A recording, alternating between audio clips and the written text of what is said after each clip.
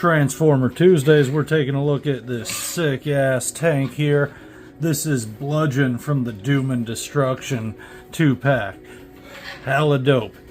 He looks so good. These colors are awesome. I love this front here. And this mold has been done 4 times to my knowledge. Twice as this fella. Once as a single release, and like I said, this is in a 2-pack, so that came in this right here. I got that a long while back, and you saw me do a review on this fella that came with it. He's a lot of fun, but I bought the pack for this dude, and I ended up loving the other figure a whole lot. But this one's really cool too. Its transformation is just a little bit more fiddly, but he's a whole lot of fun and super posable. I love that you can customize and do whatever you want with the top here as far as making this a double or a single barrel cannon. You can just kind of double those up there. And I stuck his sword right up here too, but you can plug that into any of these ports. I think it looks great up there. Hold on one sec. Now that's a gun.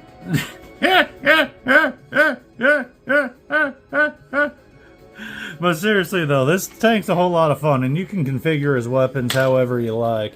But let's get to transformation the fella, and by doing that, let's take the weapons aside. And here you get just a little better look at him streamlined there. But he's a little fiddly. I always end up having this part popping off on me just as it is, but it's on a friction joint, so it's no big deal. The main thing you want to do first is let's bend these up over here. Flip that, and let's just loosen this a little. So just kind of tug that open and just pull it up and forward a bit. So get that a little bit of clearance. Flip it under here, and let's just kind of pop this as it was, just so it's not super duper snug and secured there. And this is kind of neat. You'll see this here. Fold these open so you can see the hands, and then you're just going to kind of pull this out, and this wraps around the hand and tucks in. So we're just going to snap that right there, and you're going to do both sides the same. And then just close those there too, and there'll be a little bit of a snugness when it snaps in right there. A little bit of resistance, but just pop it in. And these just tab in right there from this hole here, so just kind of undo that, and you can straighten the arm out. And over here on the other side, you're going to want to just kind of pop and lift this head up a little bit, but not all the way. You don't want it pushing against this here, because that's where the trouble always happens. And now we're going to kind of fold these arms in as we move this around so they line up together, and then just push it up like that. So just going around, and that's just going to kind of push this and tug this down slowly a little, and if we do it right without too much resistance, it won't pop off. All right, we were super careful there. So that's nice. And then just kind of push these in and tuck that in. There we go. That's nice, because you can see these well, I just tucked this in, so it won't do it there. But yeah, if we don't tuck that in, you see that kind of just pops up. But we're pushing that in and then pushing this panel down there. And then just sort of fold these knees up, push the ankles down, and then kind of separate that little clicking joint there. And we're good except for the back and the arms. So back here, we're going to rotate this around, swing these opposite, and then fold this up, and this will actually click and snap into the back there. So that's real nice. Now for the arms, you're just going to want to take this panel and swing it around, and then readjust, and then move the wrist there. So swinging this green panel all the way around, bending the elbow and fixing the wrist, and hey, there you are. He's a cool looking dude. He's real tough, and then again, you can do whatever you want with these weapons. So you can have them doing dual wielding, you can have these be one big sniper rifle or a giant cannon. You have this little back clip that can go in and connect back there. So do whatever you want. I'm going to show you my favorite configuration, which is just basically the general normal one. You know, just plug them in, give them a double barrel. I think that's pretty cool. Just spin that around, and that makes it so it can click onto his back better if you want to just have it stored. But I like giving the dude just his cannons there, and give him his sword.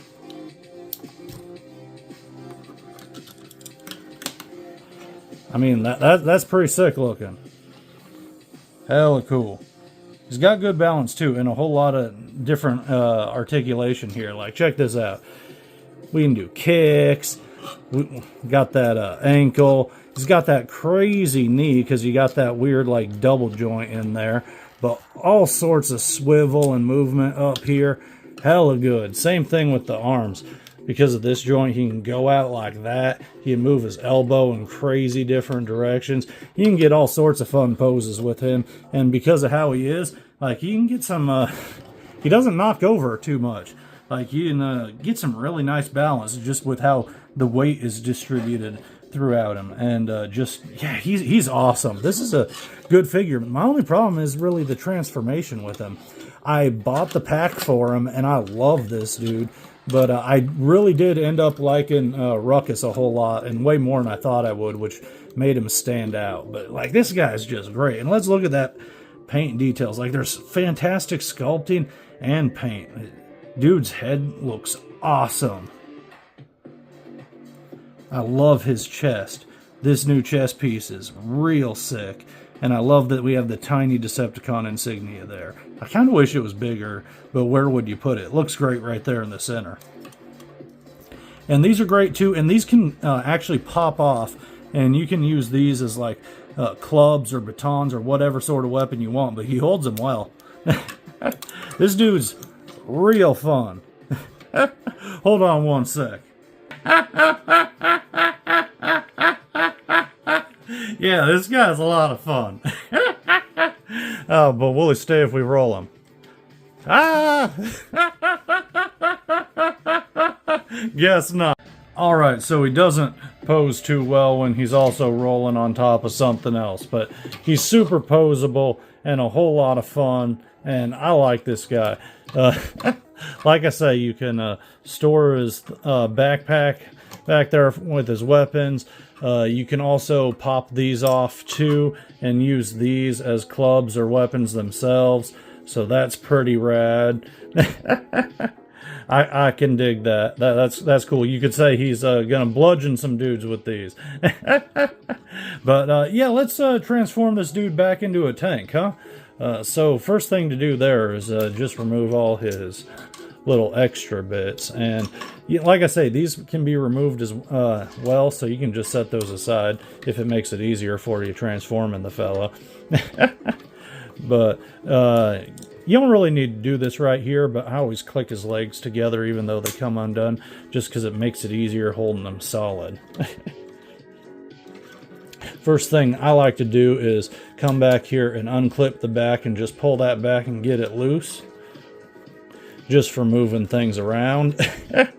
And then I also like to just kind of wiggle this. This is probably going to pop off when transforming, and it always does for me, even when I'm super careful. But hopefully, because I'm filming, it doesn't at all. But we get this a little bit loose, and then just pop these open. You see how those click in, but you want to pull them out a little bit. It's harder to do with this angle, but yeah, see how it kind of pops out there? Get that loose, and then we're pretty much just pushing these backwards while lifting this up, and you're going to want to roll his head all the way back as much as you can and push this upward, and you'll see there's this little space here and this tab, and that just kind of rests in there. And if you push that down, his head down all the way, this will just kind of tab in a tiny bit and rest there. And then we can move these up all the way, and then we can roll these back down. That's nice. Now let's push these up at just at the knee right there, and that's going to give these hands a little bit of clearance that they're going to need, because we're going to just kind of fiddle with this a little and take this green part and push it back, and it's going to go all the way around so it's facing upwards up here.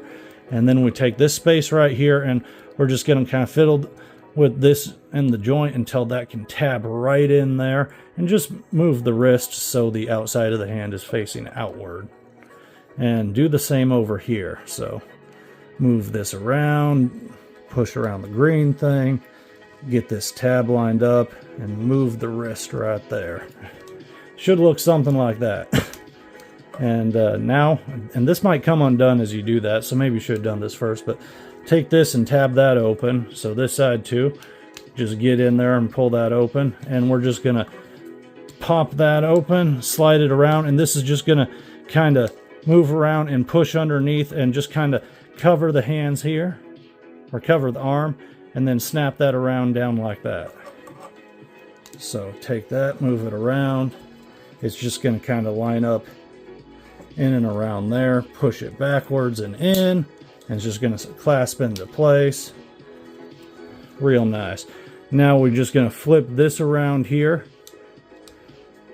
and push this in and back, and it'll just barely cover that up right there, as you can see.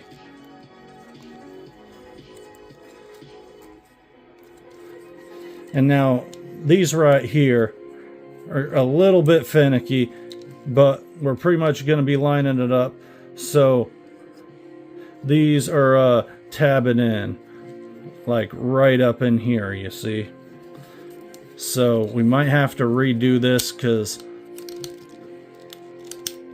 yeah, got to get it so they're angled like that, kind of. It's weird.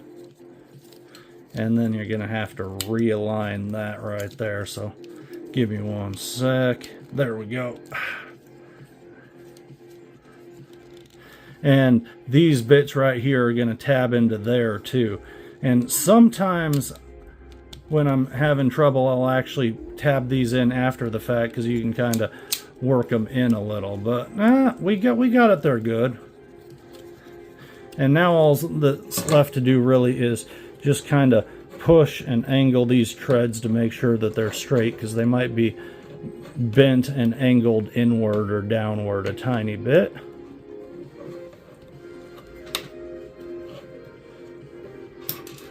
And then you can snap these in here, and you'll see too there are these little tabs in here that actually tab in right in here, so you want to make sure you're angling them into the right spot. See what I'm saying?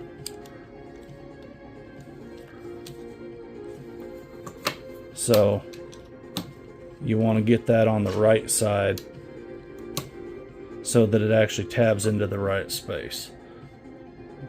Now we're looking good. This right here, you're just going to want to flip that so that it's at that angle, and then this round spot there is going to rest in here if we peg it into these little tabs right there. And when you're tabbing that in, hold them down right here on the feet right there, or it might come loose, or at least I know mine does when I'm doing that.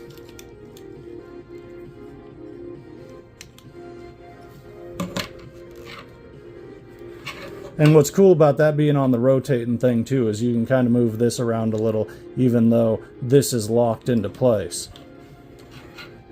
But yeah, this is a cool tank. I like him a lot. He's a lot of fun. And like I say, you can plug this wherever you like, but I like putting it on top in between the cannons there. Hella cool. This dude's dope. And I love that we got that skull thing going right there, as well as on the actual head sculpt. Really cool. I love this dude a lot. He's so much fun, especially posing as robot mode. But who doesn't love a tank too? I just kind of hate that there's no little wheels or anything at all. He just kind of pushes along, but doesn't even roll. Slides all right though. But these guys are kind of good to go head to head, even though I know they're supposed to be a team. But very cool. Had a lot of fun. This dude's especially just great. Thank you for joining me, Transformer Tuesdays. Looking forward to talking about more Transformers with you next week. And until then, I'll see you with some like comic books or Legos or something.